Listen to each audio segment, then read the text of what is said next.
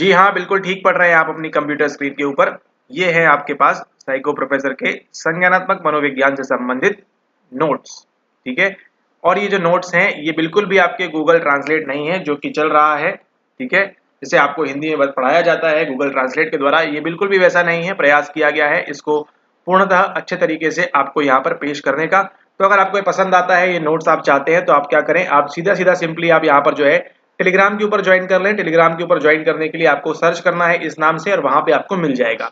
आज के इस वीडियो में, आज की इस फ्री क्लास के अंदर हम पढ़ने वाले हैं किसके बारे में? आज की इस फ्री क्लास के अंदर हम पढ़ेंगे आपकी नोट्स हिंदी इन कॉग्निटिव डेवलपमेंट, ठीक है? तो नोट्स जो है आपके कंप्लीटली हिंदी में है, ठीक है? तो कॉग्निटिव डेवलपमेंट के बारे में बात करने वाले हैं, संज्ञानात्मक मनोविज्ञान के बारे में मालूम करने वाले हैं। और अगर आप प्रिपेयर कर रहे हैं दिसंबर के लिए, तो आपको बिल्कुल एकदम फाउंडेशन की तरह, बिल्कुल बेसिक की तरह आपको समझ में आएगा कि what is actually cognitive psychology, ठीक है? संज्ञानात्मक मनोविज्ञान वास्तविकता में है क्या, क्यों पढ़ना है। और ये देखिए, ये जो आपको मदद करेगा कहाँ कहाँ पर करेगा, ये मदद करेगा आपकी यूनिट नंबर 5 के अंदर, जहां पर आप पढ़ते हैं स्मृति वगैरह के बारे में। उसी के साथ साथ मदद करेगा आपको यूनिट नंबर 6 के अंदर। उसी के साथ साथ आपको मदद करेगा कहां पर, यूनिट नंबर 1 के अंदर भी, ठीक है? तो कई जगह आपको मदद करने वाली है ये वाली लेक्चर, इसको बड़े ध्यान से देखिएगा। तो चलिए चलते हैं आगे इस पीडीएफ में और देखिए क्या है आपके सामने खजाना यहाँ पर। और उसी के साथ साथ देखिए, अगर आप हमारे कोर्स वगैरह के अंदर दिसंबर के लिए ज्वाइन करना चाहते हैं, तो आप इस नंबर पर संपर्क करके जानकारी प्राप्त कर सकते हैं। और अगर अभी तक आपने इंस्टाग्राम पे फॉलो नहीं किया है, तो वहां पे भी आप फॉलो कर सकते हैं, ठीक है? ओके, इंट्रोडक्शन देखेंगे सबसे पहले। व्हाट इज कॉग्निटिव साइकोलॉजी, संज्ञानात्मक मनोविज्ञान होता क्या है, ठीक है? ओके, यहाँ कह रहे हैं, हम यह कह सकते हैं, देखिए आपके लिए बहुत ही खुद से स्वयं से लिखा हुआ है, आपके लिए आम भाषा में, ये आपको कहीं नहीं मिलेगा, कोई कॉपी पेस्ट आपको करा के ये नहीं देगा। हम यह कह सकते हैं, मतलब हम मतलब आपकी और हमारी बात हो रही है, आराम आराम से समझेंगे, कोई जल्दबाजी की बात नहीं है, भले ही हम जल्दी क्यों ना बोल रहे हो, कि संज्ञानात्मक मनोविज्ञान का एक बड़ा ही एक विस्तृत क्षेत्र है, जिसके अंतर्गत हमारे पास कई प्रकार के विषय देखने को मिलते हैं, जैसे कि भाषा, सृजनात्मकता, स्मृति, समस्या समाधान, निर्णयन, अवधान एवं बुद्धि, ठीक है? तो आप क्या देख रहे हैं यहाँ पर? आपने देखा यहाँ पर एक चीज के बारे में बात हो रही है, वो क्या है? वो है आपकी यहाँ पर कॉग्निटिव साइकोलॉजी, ठीक है? यानी कि संज्ञानात्मक मनोविज्ञान, ठीक है? ऐसे आप बॉक्स बनाएंगे, साथ साथ में नोट्स भी बनाते जाएंगे। संज्ञानात्मक मनोविज्ञान के अंदर ये क्या है? एक बहुत ही ब्रॉड एरिया है, एक बहुत ही विस्तृत क्षेत्र है यहाँ पर। और जिसके अंदर हमको क्या क्या मिलता है? जिसके अंदर हमको देखने मिलती है हमारे पास भाषा यहाँ पर, यानी कि लैंग्वेज, ठीक है? लैंग्वेज हमको देखने मिलती है। उसी के साथ साथ हमको देखने मिलता है क्या यहाँ पर? अटेंशन, यानी कि अवधान की बात भी करते हैं। उसी के साथ साथ हमको देखने मिलती है यहाँ मेमोरी, यानी कि स्मृति के बारे में बात करते हैं। उसी के साथ साथ हमको क्या देखने मिलता है यहाँ पर? हमको यहाँ पर देखने मिलता है इंटेलिजेंस के बारे में, यानी कि बुद्धि के बारे में। उसी के साथ साथ हमको क्या मिलता है यहाँ पर? हमको मिल रहा है जो, वो है हमारी क्या, वो है हमारी यहाँ पर प्रॉब्लम सॉल्विंग। और एक और चीज जो होती है वो हमारी डिसीजन मेकिंग, ठीक है? अब देखिएगा ध्यान से, भाषा के लिए आपको किसकी जरूरत है? आपको संज्ञान की जरूरत है, आपको कॉग्निशन की आवश्यकता है। अटेंशन के लिए किसकी आवश्यकता है? कॉग्निशन की आवश्यकता है। मेमोरी के लिए किसकी आवश्यकता है? आपकी स्मृति के लिए कॉग्निटिव की आवश्यकता है। इंटेलिजेंस के लिए आपकी बुद्धि की आवश्यकता, बुद्धि के लिए आपको जो है संज्ञानात्मक की आवश्यकता है। उसी के साथ साथ निर्णय लेने के लिए कि मैं ये काम करूं या नहीं करूं, उसके लिए किसकी आवश्यकता है? आपको कॉग्निटिव साइकोलॉजी की आवश्यकता है। उसी के साथ साथ आप प्रॉब्लम को किस प्रकार से सॉल्व करेंगे, आपके दिमाग में कुछ सारी चीजें हैं, यानी कि सब किसके अंदर आ रहा है? ये सब किसके अंदर आ रहा है? ये सब आ रहा है आपके कॉग्निटिव साइकोलॉजी के अंदर, ठीक है? आई होप अभी आपको क्लियर है संज्ञानात्मक मनोविज्ञान होता क्या है। ऐसी जो भी चीज जिसके अंदर हम किसका इस्तेमाल करेंगे, जिसके अंदर हम संज्ञान का इस्तेमाल करेंगे, ठीक है? ऐसी सभी चीजें जिसके अंदर हम किसका इस्तेमाल करते हैं, हम संज्ञान का हमारे इस्तेमाल करेंगे, वो सब किसके अंदर आएगा? वो सब हमारे संज्ञानात्मक मनोविज्ञान के अंदर आएगा। अब देखिए, जैसे हम बात करें, मान के चलिए हम बोल रहे हैं यहाँ पे न्यूरॉन्स एंड हॉर्मोन्स के बारे में, ठीक है? तो बताइए, क्या ये संज्ञानात्मक मनोविज्ञान यानी कि कॉग्निटिव साइकोलॉजी के अंदर आएगा क्या? नहीं, कभी नहीं आएगा। उसी के साथ देखिए, हम बात कर रहे हैं किसके बारे में? हम बात कर रहे हैं आपकी फ्री विल के बारे में, मुक्त इच्छा के बारे में, ठीक है? या फिर हम बात कर रहे हैं आपके जो अचीवमेंट के बारे में, ठीक है? आपको जो है फुलफिल करना है, सेल्फ एक्चुअलाइज होना है, स्व नियमन से आपको आगे बढ़ना है। क्या ये आएगा संज्ञानात्मक मनोविज्ञान में? नहीं, ये भी नहीं आएगा, ठीक है? उसी के साथ देखें कि आपका डीएनए में क्या है, आपके आरएनए में क्या है, आपके क्रोमोसोम में क्या है, क्या ये सब संज्ञान के अंदर आएगा? नहीं। यहाँ पे जो जितनी भी चीजें उल्लेखित हैं, वो सब इसके अंदर नहीं आएगी। क्या आएगा इसके अंदर? इसके अंदर हमको लैंग्वेज देखने मिलेगी, भाषा। हम निर्णय किस प्रकार से करते हैं, प्रॉब्लम को कैसे सॉल्व करते हैं, वो हमको देखने मिलेगा। आपको 2+2 करना है, उसके लिए आपको दिमाग चाहिए। आपका न्यूरॉन कुछ भी बोले, हार्मोन कुछ भी छूटे, कोई मतलब नहीं है। अगर आपको 2+2 करना है, क्या चाहिए आपको? दिमाग लगेगा। अगर आपको मान के चलिए हिंदी बोलना है, हिंदी से आपको अंग्रेजी बोलना है, अंग्रेजी से आपको स्पेनिश बोलना है, स्पेनिश से आपको जो है यहाँ पर अन्य कोई भी अरेबिक भाषा बोलना है या एक्सेट्रा कोई भी भाषा आपको प्रयोग करना है थर्ड भाषा का, उसके लिए क्या लगेगा आपको, अब आपके लिए उसको आपका संज्ञान लगेगा। उसको आपकी मुक्त इच्छा से कोई मतलब नहीं, आप क्या बनना चाहते हैं, उसको आपके हार्मोन से कोई मतलब नहीं, उसको आपके इवोल्यूशन से कोई मतलब नहीं, उसको आपके पेरेंट्स से कोई मतलब नहीं, कोई भी मतलब नहीं है यहाँ। उसको किससे मतलब है, केवल संज्ञान से मतलब है। उसी के साथ देखिए, जब हम बात करें स्मृति के बारे में, मेमोरी के बारे में, तो वहां पर भी किससे मतलब है, वहां पर भी मतलब है कि आप किस प्रकार से, आपका ब्रेन किस प्रकार से कार्य कर रहा है, ठीक है, उसके अंदर आप कहाँ पे स्टोर कर रहे हैं, कहाँ पे स्टोर नहीं कर रहे हैं, वो सारी चीजें मेंटल प्रोसेस वहां पर काम करेगी आपकी मेमोरी के लिए।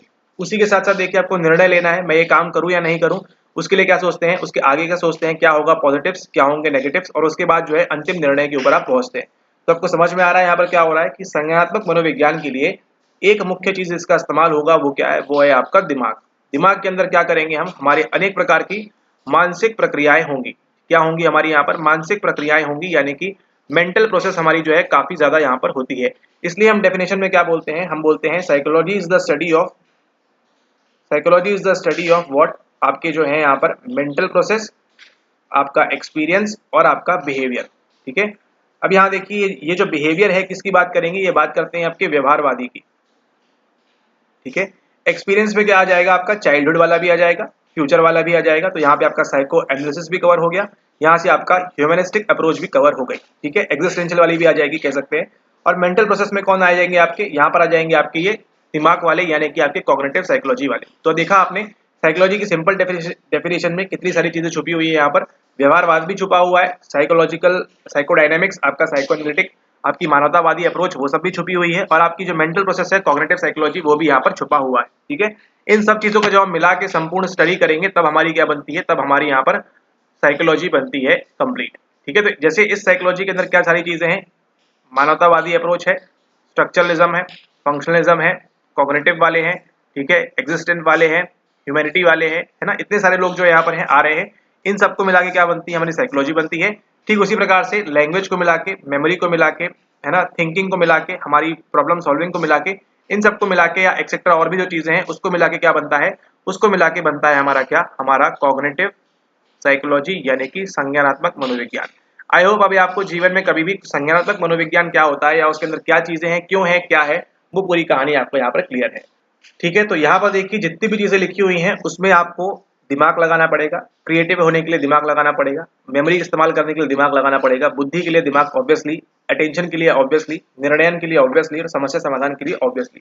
ठीक है, यहाँ पे इनमें से कोई भी ऐसी चीज नहीं है जिसका आपके डीएनए, आरएनए, हॉर्मोन्स और आपकी जो भी है आपकी एक्सेट्रा चीजें, आपके अस्तित्व बचपन में क्या हुआ उससे यहाँ पे कुछ भी संबंध नहीं है। किससे संबंध है, केवल संबंध है उसको आपके संज्ञान से। चलिए अब चलते हैं आगे। आगे हम देखते हैं यहाँ पर क्या बोल रहे हैं। आगे बोल रहे हैं इसका ऐतिहासिक परिप्रेक्ष्य देखते हैं, हिस्टोरिकल पर्सपेक्टिव। इंग्लिश वाले इसको नोट करेंगे अपने साथ साथ में यहाँ पर कि इसका हिस्टोरिकल पर्सपेक्टिव कैसा है, किस प्रकार से यहाँ पर रहा है। ठीक है, इसको आप यहाँ पर नोट कर लेंगे इस प्रकार से, हिस्टोरिकल पर्सपेक्टिव बोल के। ठीक है, हिस्टोरिकल पर्सपेक्टिव यानी पहले क्या हो रहा था उसके बारे में हम बात करेंगे। हरमन एबिंगहाउस 1885 जब कांग्रेस का गठन होता है हमारे देश के अंदर, क्योंकि 1885 में एक महत्वपूर्ण नाम जिनके द्वारा हमने यह जाना कि स्मृति किस प्रकार से कार्य करती है और उनके विचित्र एक्सपेरिमेंट नॉनसेंस सिलेबल्स को हम सभी बड़ी अच्छी तरह जानते हैं। ठीक है, हरमन एबिंगहाउस किसके बारे में बात करते हैं, ये बात करते हैं आपके नॉनसेंस सिलेबल्स के बारे में। आपके हरमन एबिंगहाउस कब कर रहे हैं, ये कर रहे हैं आपके 1885 में। ठीक है, 1885 में जब कांग्रेस का गठन होता है, इस बात को ध्यान रखिएगा आप। और उसी के साथ साथ आपके जो हरमन एबिंगहाउस है, इन्होंने क्या किया, अजीबोगरीब एक्सपेरिमेंट किए। आप क्या याद करेंगे अगर बोला जाए, आप कैट याद करेंगे, आप डॉल याद करेंगे। ठीक है, लेकिन वो क्या याद कर रहे थे, वो याद कर रहे थे TCALODLOD, इस प्रकार के नॉनसेंस सिलेबल। इनको हम क्या बोलते हैं, नॉनसेंस सिलेबल, यानी कि निरर्थक शब्द, जिनका क्या है, जिनका कोई भी अर्थ नहीं है। इनको हम क्या बोलते हैं, इनको हम बोलते हैं निरर्थक शब्द जिनका कोई भी अर्थ नहीं है। इनको कौन पढ़ रहे थे, कर रहे थे, इनको कर रहे थे आपके हरमन एबिंगहाउस 1885 में। ठीक है, तो किस पे काम कर रहे थे, आपके मेमोरी के ऊपर, स्मृति के ऊपर। ठीक है, तो देखिए हमारा जो कॉग्निटिव साइकोलॉजी है कितना पुराना चला आ रहा है, आप समझ रहे हैं। यहाँ पर 1885 अभी जस्ट क्या हुआ है, 1879 में आपकी जो लेबोरेटरी जस्ट बनी है जर्मनी में, और उसके 5 या 6 साल बाद देखिए 1885 में हरमन एबिंगहाउस क्या कर रहे हैं, पागलों की तरह वहां पर जो है उन्होंने नॉनसेंस सिलेबल्स याद किए, भूले, और आपको फॉरगेटिंग कर्व वगैरह वहां पर आपको दिया। ठीक है, तो देखिए आज आप खड़े हैं 2024 में, लेकिन कितना पुराना है, यहाँ पर 1885 में वो बोल रहे हैं, मेमोरी की बात कर रहे हैं, यानी कि संज्ञान की बात कर रहे हैं। ठीक है, तो हिस्टोरिकल देखिए कितना इंपॉर्टेंट है हर्बन एबिंगहाउस यहाँ पर मेमोरी वाला जो एक्सपेरिमेंट था, ठीक है, इसको आप यहाँ पर ध्यान रखेंगे। तो देखिए इस प्रकार से आप टाइमलाइन भी आपको समझ में आ रही है कि लेबोरेटरी बनी 6 साल बाद आपको ये देखने मिल रहा है, ठीक है।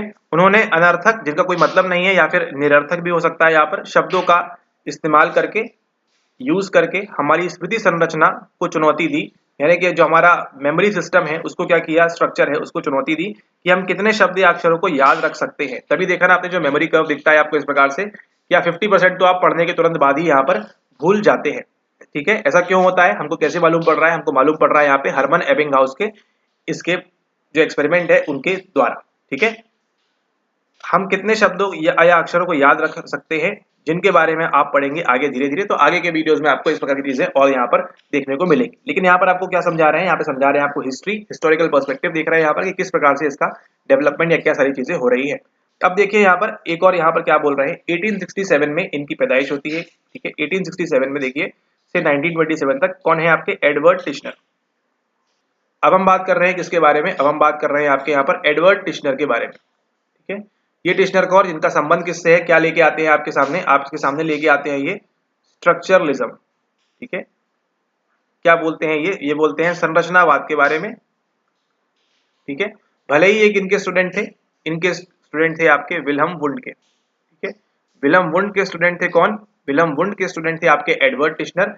स्ट्रक्चरलिज्म की शुरुआत वास्तविकता में किसने की है, वास्तविकता में रियलिटी में एडवर्ड टिश्नर ने की है।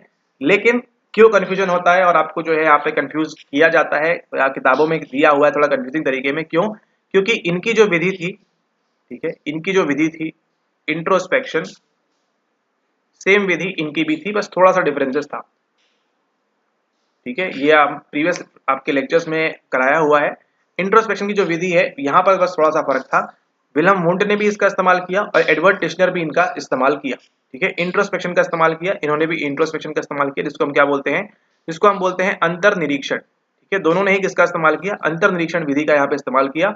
लेकिन विल्हम वुंड ने क्या बोला कि आप इनको फिजिकली हाथ में बॉल पकड़ाई थी, और ये बोल रहे थे कि नहीं, आप केवल इमेजिन करके भी इंट्रोस्पेक्ट कर सकते हैं। बस इतना ही माइन्यूट फर्क था, यहाँ पर माइन्यूट नहीं है, खैर बड़ा फर्क है, बट स्टिल आपके समझने के लिए यहाँ पर समझ में आ रहा है। शुरुआत आपकी स्ट्रक्चरलिज्म की यहाँ से होती है, बेस्ड अपॉन ऑप्शंस। आपको सवाल में किस प्रकार से पूछा हुआ है आप वहां मार्क करेंगे, ठीक है। अगर ऑप्शंस में आपको एडवर्ड टिश्नर दिया ही नहीं हुआ है तो आप बट ऑब्वियस बात है विल्हम वुंड को मार्क करेंगे, ठीक है। पीजीटी एग्जाम्स की बात कर रहे हैं जहाँ पे 1 वर्ड वाले होते हैं, लेकिन अगर आपको सवाल पूछेंगे नहीं इस प्रकार से, ये आपको ध्यान रखना है अच्छे एग्जाम के अंदर, ठीक है। तो दोनों ही विधि का इस्तेमाल करते हैं। इंट्रोस्पेक्शन बड़े कौन है, विल्हम वुंड से ट्रेन हुए थे कौन, आपके एडवर्ड टिश्नर, और लेके आते हैं आपके सामने स्ट्रक्चरलिज्म यानी कि संरचनावाद। यहाँ पर देखिए क्या लिखा हुआ है, एडवर्ड टिश्नर जिन्होंने विल्हम वुंड के अंतर्गत काम किया, उनकी जो वैचारिक धारा थी उसको हम कहते हैं संरचनावाद। देखिए जो अभी हमने आपको समझाया सेम आप लोगों के लिए उतना ही आसान भाषा में यहाँ पर लिखा हुआ है, ठीक है, ताकि आप भी समझ सकते हैं। अगर आपके पास केवल नोट्स हैं तो भी आप उनसे आराम से पढ़ सकते हैं, क्योंकि नोट्स किसके हैं, ओके। संरचनावाद का मूल लक्ष्य यह था, अब यहाँ देखिएगा, ध्यान दीजिएगा, संरचनावाद का यानी कि स्ट्रक्चरलिज्म का मूल लक्ष्य, मेन गोल यह था कि हम चेतन को किस प्रकार से छोटे छोटे टुकड़ों या छोटी छोटी मानसिक संरचनाओं में किस प्रकार से तोड़ सकते हैं। चेतन कौन है यहाँ पर, कोई चेतन है क्या, चेतना है यहाँ पर, सॉरी थोड़ी सी मिस्टेक हो गई है, देख लीजिएगा। हम चेतना को किस प्रकार से छोटे छोटे टुकड़ों या छोटी छोटी मानसिक संरचनाओं में किस प्रकार से तोड़ सकते हैं, यानी कि ये क्या है, ये है आपकी चेतना यहाँ पर, जिसको हम क्या बोलते हैं, जिसको हम बोलते हैं कॉन्शियसनेस, ठीक है। स्पेलिंग जानबूझ के गलत लिख रहे हैं, ठीक है। कॉन्शियसनेस है आपकी यहाँ पर चेतना को, इसको आपको single element, second element, third element, 4 element, 5 element, ऐसे हम छोटे छोटे कितने हमारे यहाँ पर मेंटल स्ट्रक्चर के रूप में, मानसिक संरचनाओं के रूप में इसको हम तोड़ सकते हैं। ये किसका गोल था, ये गोल था आपके स्ट्रक्चरलिज्म का, ठीक है। फ्लो की बात नहीं हो रही है, स्ट्रीम की बात नहीं हो रही, ध्यान रखिएगा। कॉन्शियसनेस को हम कैसे छोटे छोटे टुकड़ों में तोड़ सकते हैं, इसके बारे में बात हो रही है, किसके अंदर, स्ट्रक्चरलिज्म के अंदर, यानी कि संरचनावाद के अंदर, ठीक है। यहाँ तक क्लियर है कहानी। एडवर्ड टिश्नर जो किसके स्टूडेंट थे, स्टूडेंट यानी कि ट्रेन किया था विल्हम वुंड ने। इसको पूरा करने हेतु टिश्नर ने जिस विधि का इस्तेमाल किया उसको कहते हैं अंतर्निरीक्षण, ऐसे भी लिख सकते हैं इसको, कंप्यूटर में दिक्कत हो जाती है। अंतर्निरीक्षण यहाँ पर, जिसको हम क्या बोलते हैं, इंट्रोस्पेक्शन, ठीक है। ये भी आसान है, क्लियर है, आपको यहाँ पे ये भी बता दिया है। इसी के साथ साथ विल्हम वुंड ने भी इनका ही इस्तेमाल किया था। अब यहाँ देखिए क्या बोल रहे हैं, उन्होंने कहा कि उन्होंने अपने प्रयोजकों को यह कहा कि आप अपनी चेतना के बारे में बताइए। आपको क्या बोल रहे हैं कि आप अपनी चेतना के बारे में बताइए, यानी कि अपनी कॉन्शियसनेस जो है उसके बारे में बताइए, अर्थात रिपोर्ट कीजिए। ये रिपोर्ट कीजिए जानबूझ के इंक्लूड किया गया है ताकि आपको क्लिक करे, यहाँ पर रिपोर्ट करने की बात की गई थी, ठीक है। अब चेतना के बारे में बताइए तो कुछ भी बता सकता है, लेकिन रिपोर्ट करना है, मतलब यहाँ पे खड़े हैं आपके एडवर्ड टिश्नर, यहाँ पे उनके स्टूडेंट्स होंगे, स्टूडेंट 1, स्टूडेंट 2, स्टूडेंट 3। क्या बोल रहे हैं? अपनी कॉन्शियसनेस के बारे में बताइए, ये पूछ रहे हैं। ठीक है, ये पूछ रहे हैं इनसे, अपनी कॉन्शियसनेस के बारे में बताइए, अपनी चेतना के बारे में आप हमको यहाँ पर बताइए। ठीक है, ये बात समझ में आई आपको? ये पूछ रहे हैं इनके बारे में। इसी को हम कहाँ क्या बोलते हैं? इसी को बोलते हैं हम इंट्रोस्पेक्शन, यानी कि स्वयं के अंदर झांकना। तो ये व्यक्ति अपने अंदर झांकेगा, बोलेगा मैं बहुत खराब हूँ, मैं बहुत खाता हूँ, मैं बहुत सोता हूँ। ठीक है, ये क्या बोलेगा? नहीं, मैं तो बहुत मेहनती हूँ, मैं तो ऐसा करता हूँ, वैसा करता हूँ। ये क्या बोलेगा? मैं तो कभी कभी काम करता हूँ, कभी कभी आलस करता हूँ और मध्यम मार्ग चलता हूँ। इस प्रकार की बातें हर कोई क्या कर रहा है? अपने अंदर झांक रहा है और बता रहा है सामने, यहाँ पर किसको? एडवर्ड टिश्नर को। ठीक है, अपनी चेतना के बारे में बताइए, अर्थात रिपोर्ट कीजिए, उनको बताइए आप कैसा फील कर रहे हैं, मतलब क्या हो रहा है आपके साथ। उन्होंने ना केवल उच्च मानसिक प्रक्रियाओं, क्योंकि क्या समझना चाह रहे थे? वो मानसिक चीजें समझना चाह रहे थे, मेंटल प्रोसेस किस प्रकार से काम कर रही है।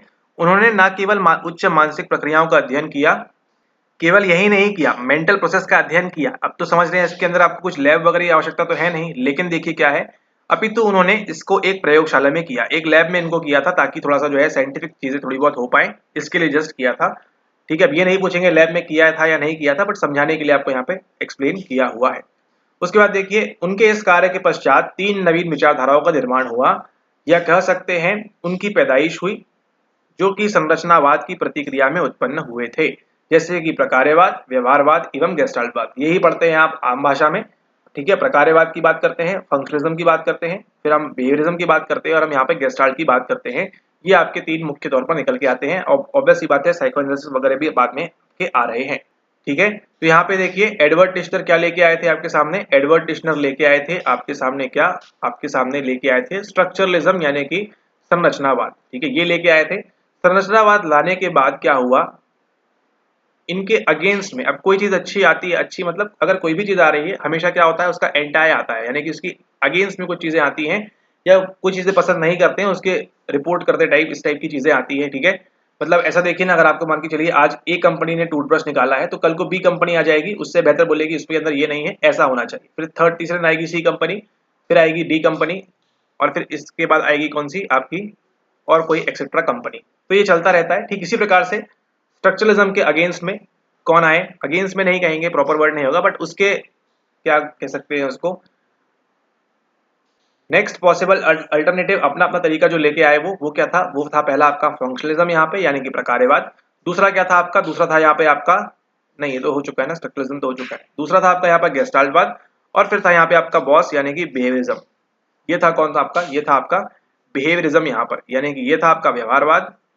ये आपके गेस्टाल्टवादी कर रहे हैं काम, यहाँ पर बोले पैटर्न देखो, पैटर्न देखो, पैटर्न देखो। और यहाँ पे फंक्शनलिज्म बोल रहे हैं स्ट्रीम ऑफ कॉन्शियसनेस के बारे में, यानी कि प्रकार्यवाद के बारे में। फंक्शनलिज्म की बात हो रही है यहाँ पर। पहले ये आया, देन देख रहे हैं आप उसके अगेंस्ट में या रेसिप्रोकेट में यहाँ पर आपको यहाँ पर 3 नवीन विचारधाराओं का यहाँ पर निर्माण हुआ है। उसके बाद आगे जाके और भी हुई हैं, वो आपको ऑलरेडी मालूम है। ठीक है, अब हम चलते हैं आगे। अब हम देखेंगे यहाँ पर किसके बारे में? नोम चॉम्स्की के बारे में। हम क्या पढ़ रहे हैं? हम पढ़ रहे हैं कॉग्निटिव साइकोलॉजी। तो जो भी आपने देखा अभी तक, वो किनकी बात कर रहे हैं? वो सब बात कर रहे हैं आपके दिमाग की। कैसे? अरे ऐसे कैसे? अभी आपने देखा हरमन एबिंगहाउस 1885 कांग्रेस जब निर्माण हुआ, क्या था यहाँ पर? इसके अंदर क्या था? आपकी मेमोरी थी, आपकी स्मृति थी। उसके बाद क्या देखा आपने? उसके बाद देखा आपने यहाँ पर मेंटल प्रोसेस किसकी थी? एडवर्ड टिश्नर की। आपका माइंड, आपका जो मेंटल प्रोसेस है किस प्रकार से कार्य कर रही है, क्या हो रहा है ना? कॉन्शियसनेस, चेतना, उसके बारे में आप सोच रहे हैं, थिंक कर रहे हैं, तभी तो आप बता पाएंगे ना, बिना सोचे कैसे बताएंगे? तो अगेन देखिए इसके बारे में बात हो रही है। अगली जो हम बात करने वाले हैं वहां पर, वो क्या है? वो है भाषा। आप देख रहे हैं तीनों का संबंध किससे है? तीनों का संबंध आपके दिमाग से है। दिमाग यानी कि कॉग्निटिव, दिमाग यानी कि कॉग्निटिव, दिमाग यानी कि कॉग्निटिव आपका यहाँ पर। तो हम बात करने वाले हैं भाषा के बारे में। भाषा में एक मुख्य नाम निकल के आता है, वो कौन सा है? वो है आपका यहाँ पर नोम चॉम्स्की। ठीक है, ओके। नोम चॉम्स्की एक भाषाविद ने आधुनिक संज्ञानात्मक मनोविज्ञान को एक नई ऊंचाई दी, और उन्होंने बी.एफ. स्किनर 1957 की पुस्तक वर्बल बिहेवियर को चुनौती दी। अब यह नोम चॉम्स्की कौन है? एक लिंग्विस्ट है। ठीक है, जो भाषाविद, भाषा के बारे में जानते हैं या जानकारी रखते हैं, उनको क्या बोलते हैं? लिंग्विस्ट बोलते हैं। नोम चॉम्स्की एक भाषाविद है, लिंग्विस्ट है, आधुनिक संज्ञानात्मक मनोविज्ञान को एक नई ऊंचाई दी। अब यहाँ पर देखिए 1885 में हरमन एबिंगहाउस ने किया। उसके बाद आपके एडवर्ड टिश्नर भी उसी टाइम के आसपास काम कर रहे हैं, किसके ऊपर? आपकी कॉन्शियसनेस की, मतलब मेंटल स्ट्रक्चर को तोड़ने के ऊपर काम कर रहे हैं। यहाँ पे चल रहा है कॉग्निटिव का काम। ये तो क्या हुआ? हिस्ट्री की बात कर रहे थे हम यहाँ पर। उसके बाद क्या हुआ? फंक्शनलिज्म आता है, बिहेवियरिज्म आता है, साइकोएनालिसिस आता है, गेस्टाल्ट आता है। तो देखिए हम कहीं ना कहीं चेतना से जो है हम यहाँ पर दूर होते जा रहे हैं। चेतना नहीं कहेंगे, जो माइंड है, जो कॉग्निशन है, संज्ञान है, उससे हम यहाँ पर दूर होते जा रहे हैं। लेकिन फिर क्या होता है, मॉडर्न कॉग्निटिव साइकोलॉजी के अंदर, यानी कि आधुनिक मनोविज्ञान के अंदर, आधुनिक संज्ञानात्मक मनोविज्ञान के अंदर क्या नाम निकल के आ रहा है, नोम चॉम्स्की। 1950-55 इसके आसपास ये काम कर रहे हैं यहाँ पर। ठीक है, तो ये देखिए पुराना हो गया ना ये, और यहाँ पर क्या हुआ, नया। अब देखिए जब आप पढ़ते हैं यहाँ पर तो क्या पढ़ते हैं आप, यहाँ पर पढ़ते हैं ब्रिटिश इंडिया के बारे में। ठीक है, यहाँ पर आप पढ़ते हैं थोड़ा सा रिवॉल्ट वाला इंडिया, और यहाँ पे क्या पढ़ते हैं, यहाँ पे आप पढ़ते हैं मॉडर्न इंडिया के बारे में। मॉडर्न इंडिया कब पढ़ते हैं आप, यहाँ पर आप पढ़ते हैं ये वाले एरा में 1920 के आसपास से आप यहाँ पर मॉडर्न इंडिया के बारे में पढ़ते हैं, आधुनिक भारत के बारे में पढ़ते हैं। ठीक उसी प्रकार से ये आपका पुराना वाला था, और ये आपका मॉडर्न कॉग्निटिव वाला है, जो लेके आ रहे हैं कौन, नोम चॉम्स्की जो है आपके, वो एक इनमें बड़ा नाम है। ठीक है, एक नई ऊंचाई दी उन्होंने। बीएफ स्किनर 1957 की पुस्तक वर्बल बिहेवियर, ध्यान रखिएगा बीएफ स्किनर ने कौन सी पुस्तक लिखी थी, वर्बल बिहेवियर। तो अगर सवाल पूछता है verbal behaviour written by whom, तो आप क्या आंसर करेंगे, आप आंसर करेंगे वहां पर नोम चॉम्स्की नहीं, बीएफ स्किनर, जो कि क्या थे, एक गेस्टाल्टवादी थे क्या, नहीं, कौन से थे वो थे एक आपके, कौन से थे याद ही नहीं आ रहा, बिहेवियरिस्ट थे, यस, व्यवहारवादियों का कहना था। अब यहाँ देखिएगा जो बिहेवियरिस्ट वाले अप्रोच थे, यानी कि मेनली स्किनर की बात हो रही है, उनका क्या कहना था कि स्पीच जो है आपकी, जो आप बोल रहे हैं, ठीक है, जो हम बोल रहे हैं, जो वॉक मतलब वाक है ये, ठीक है, वाक यानी कि बोलना, को हम नैमित्तिक अनुबंधन के द्वारा उच्चतम प्रभावी ढंग से, यानी कि हम कैसे सीखते हैं इसको हम सीखते हैं थ्रू ऑपरेंट कंडीशनिंग के द्वारा उच्चतम ढंग से, काफी अच्छे से सीखते हैं। तथा भाषा को सीखने के लिए प्रबलन की आवश्यकता होती है, जिसका चॉम्स्की द्वारा उपेक्षा की गई थी। वो क्या बोल रहे हैं अब यहाँ पर, भाषा को सीखने के लिए प्रबलन की आवश्यकता होती है, यानी कि रीइंफोर्समेंट की हमको आवश्यकता होती है। बीएफ स्किनर के बारे में ये बात कही जा रही है। इन्होंने कहा कि, इन्होंने मतलब व्यवहारवादियों ने कहा कि ऑपरेंट कंडीशनिंग प्लस रीइंफोर्समेंट ये चाहिए होता है किसके लिए, ये चाहिए होता है हमको किसके लिए, ये चाहिए होता है हमको यहाँ पर भाषा के लिए। ठीक है, ऑपरेंट कंडीशनिंग यानी कि नैमित्तिक अनुबंधन, उसी के साथ साथ हमको यह है प्रबलन भी यहाँ पर चाहिए होता है। ठीक है, मतलब देखिए कैसे होगा यहाँ पर कि एक छोटा सा बच्चा है, मान के चलिए, वो चिल्ला रहा है डाडा टाटा डाला, मतलब कुछ भी बोल रहा है, कुछ भी बोल रहा है, कुछ भी बोल रहा है। उसकी यहाँ पे जो मदर है वो नहीं सुन रही है। ठीक है, कुछ भी बोल रहा है, लेकिन जैसे ही वो बोलता है माँ, यहाँ पर समझ रहे हैं, माँ बोलता है, जो भी बोलता है छोटा बच्चा, जैसे ही वो माँ बोलता है उसकी मम्मी यहाँ पलट जाती है। ठीक है, सेम समझिए, चूहा मान के चलिए यहाँ पे चूहा है, चूहे ने खोला खोला खोला खोला नहीं खोला, लेकिन जैसे ही लीवर दबाया उसको फूड मिल गया। ठीक है, समझ में आ रहे हैं ऑपरेंट कंडीशनिंग रिवॉर्ड कैसे काम कर रहा है। तो यहाँ से रिवॉर्ड आ गया, यहाँ से ऑपरेंट कंडीशनिंग इसकी हो गई, और यही इसी के द्वारा बोल रहे हैं कि बच्चा जब माँ बोला रिवॉर्ड मिला, फिर वो माँ बोलेगा, फिर यहाँ से आएगा, तो ये समझ में आएगा उसको कि उसका क्या हो रहा है यहाँ पे, ऑपरेंट कंडीशनिंग प्लस रिवॉर्ड के द्वारा हम क्या सीखते हैं, भाषा सीखते हैं। बहुत अच्छा लग रहा है सुनने में, लेकिन इसी को अपोज करते हुए कौन आते हैं, आपके नोम चॉम्स्की आते हैं। और वो क्या बोलते हैं, वो ये बोल रहे हैं आपके नोम चॉम्स्की कि हमको क्या करना है, हमारे पास क्या है, लैंग्वेज एक्विजिशन डिवाइस होता है हर बच्चे के अंदर, जो कि इननेट है। ठीक है, जन्मजात रूप से हमारे पास क्या है, एक डिवाइस लग के आता है दिमाग में, नॉट फिजिकली बट एक डिवाइस होता है हमारे दिमाग में, जिसको हम क्या बोलते हैं, जिसको हम बोलते हैं लैंग्वेज अधिग्रहण, लैंग्वेज एक्विजिशन डिवाइस, LAD, जिसके द्वारा हम क्या करते हैं, जिसके द्वारा हम भाषा को सीखते हैं। जहां भी हमको डालोगे वहां की हम भाषा हम सीख लेंगे।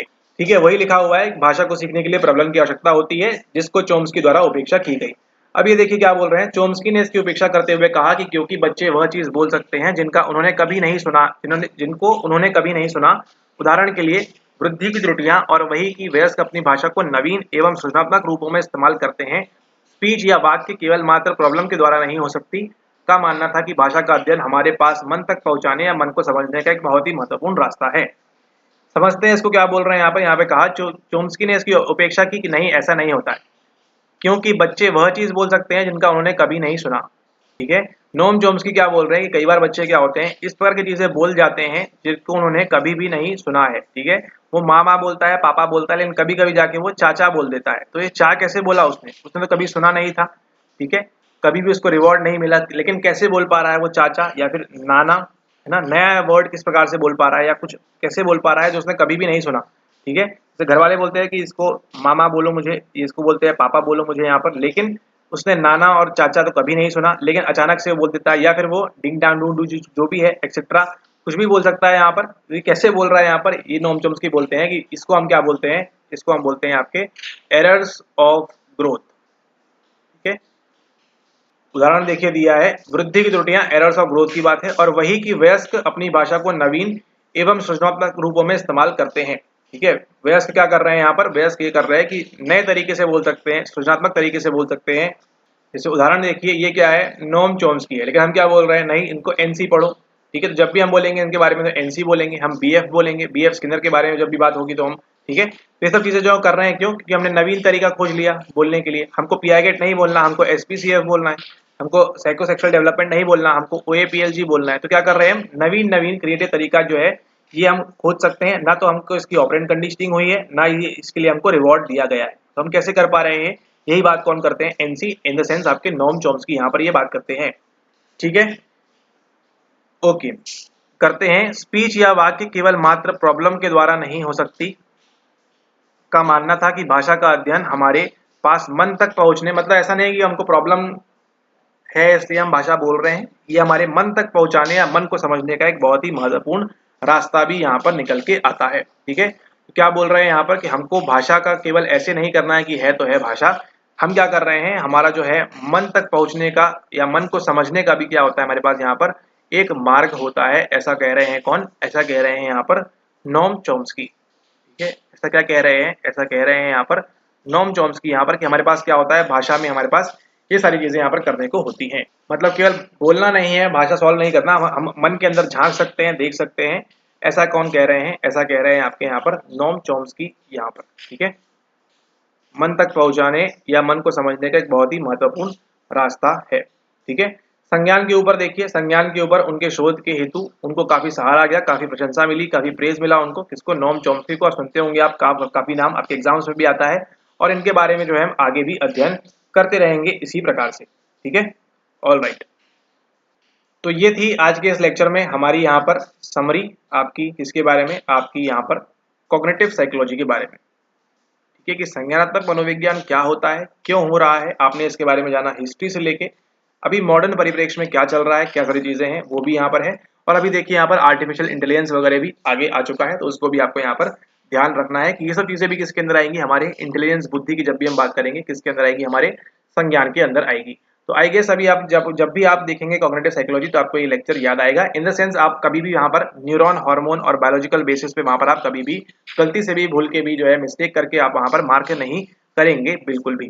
ठीक है, ओके, चलिए ये देख लिया आपने इस लेक्चर, तो लेक्चर देखने के लिए बहुत शुक्रिया आपका, धन्यवाद। अगर आपको पसंद आया हो तो इसको लाइक करें, शेयर करें अपने फ्रेंड्स के साथ, जिनको पढ़ना है, जिनको नहीं पढ़ना है उनके साथ भी करें। और यहाँ पर आप सब्सक्राइब करना चाहें तो कर सकते हैं, आपकी मर्जी के ऊपर है, ताकि आपसे अगली ये फ्री क्लास या अगली जो फ्री वीडियो है आपके वो मिस ना हो। उसी के साथ अगर आप चाहते हैं कि आपको इसकी पीडीएफ मिल जाए तो आप क्या कर सकते हैं, आप टेलीग्राम पे ज्वाइन कर सकते हैं, टेलीग्राम चैनल के ऊपर, जहां से आप इसको एक्सेस कर सकते हैं इस फ्री पीडीएफ। ठीक है, ये पीडीएफ देखिए बिल्कुल भी आपके लिए देखिए गूगल ट्रांसलेट बिल्कुल भी नहीं है कहीं से भी, ताकि आपको समझने में बिल्कुल परेशानी ना हो।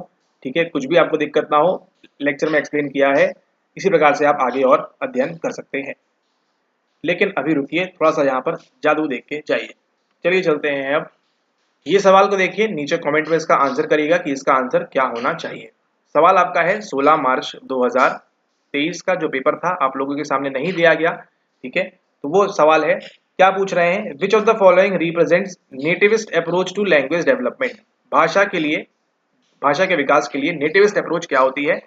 नेटिविस्ट यानी कि कौन बात करेगी, जो हम बात करते हैं अंदर की, इन्नेट जो बात करते हैं। ठीक है, इन्नेट जो अभी हमने देखा उनकी बात हो रही है यहाँ पर।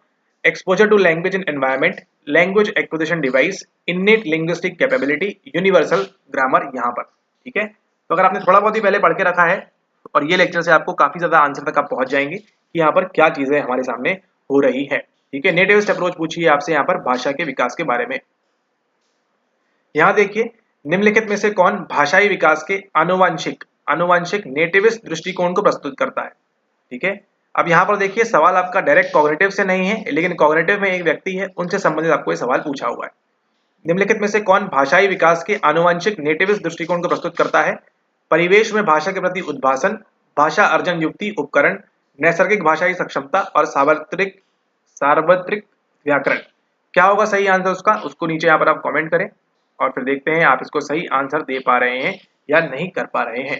ठीक है, इसी के साथ इस वीडियो को समाप्त करते हैं। मुलाकात होगी आपसे अगले लेक्चर में, बात करेंगे तब हम और किसी विषय के बारे में। तब तक के लिए धन्यवाद। यहाँ पे आपका जो है कॉग्निटिव डेवलपमेंट अच्छे से क्लियर होता है। आप जाके देखिएगा, जब भी आपको इससे संबंधित थोड़े से भी आपको ट्रिकी सवाल आएंगे उसको आप यहाँ पर बड़े आसानी से सॉल्व कर पाएंगे। ठीक है। अगले वीडियो के अंदर हम बात करेंगे आपके डेवलपमेंटल साइकोलॉजी के बारे में, जहां पर हम इसी प्रकार से देखेंगे कि उसकी क्या इतिहास है, क्या है, और आपको दिया जाएगा उसका भी फ्री नोट्स।